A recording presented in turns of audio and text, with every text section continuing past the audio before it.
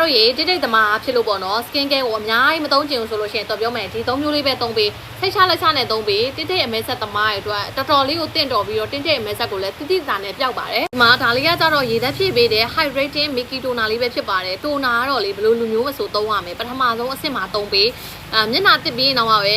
ကိုမမြင်နိုင်တဲ့ပေါ့နော်မျက်နှာရဲ့အတွင်းပိုင်းမှာရှိတဲ့ကြီးတွေအညစ်အကြေးတွေရှိနေနိုင်တယ်ဒါကြောင့်မလို့ toner ကိုဂွန်းလေးနဲ့တွဲပြီးတော့သုံးပေးဒါဆိုမျက်နှာရဲ့ပထမဆုံးအဆင့်မှာသုံးပေးရဖြစ်တဲ့အတွက်ကြောင့်မလို့နောက်သုံးမဲ့ skin care တွေကိုပို့ပြီးတော့ထိရောက်စေပါတယ်နောက်တစ်ခုကတော့ဒီ toner လေးကဘေးရှည် toner ဖြစ်လို့ရွှေပေါက်ကြားမှာပိတ်နေတဲ့စီတွေညစ်ကြေးတွေတန့်စင်ပေးပြီးရွှေပေါက်ကျတာကိုလည်းတက်တာစေပါတယ်ရှင်ဒီမှာဒါလေးကကြတော့တင်းတိတ်အမဲဆက်ကိုပျောက်စေတဲ့အသားရည်လာတဲ့ collagen serum လေးဘာလို့တင်းတိတ်အမဲဆက်ပျောက်လဲဆိုသူ့ထဲမှာနိုင်ရဆန်နမိုင်းနဲ့အပူတွေပါဝင်တာဖြစ်တဲ့ကြောင့်မလို့အမဲဆက်တင်းတိတ်ကိုတိတိတသာနဲ့ပျောက်တယ်နောက်တစ်ခုကတော့သူက vitamin C vitamin E လည်းပါဝင်လို့အသားရည်လေးတွေကြီးစေပါတယ်ဂျဲတိုက်လေးဖြစ်လို့လေတင်းတိတ်သမားရဲ့အရန်ကြိုက်ကြမယ်လိမ့်တဲ့အခါမှာပူတာတို့ဆက်တာတို့မရှိဘဲနဲ့ပေါ့နော်အရန်အေးလေးနဲ့နေလို့အရန်ကောင်းပါတယ်ခဲအဲ့တော့နောက်ဆုံးတစ်ဆင့်ကတော့တို့ sun cream လေးပေါ့နော်တို့ sun cream ကကြတော့လေ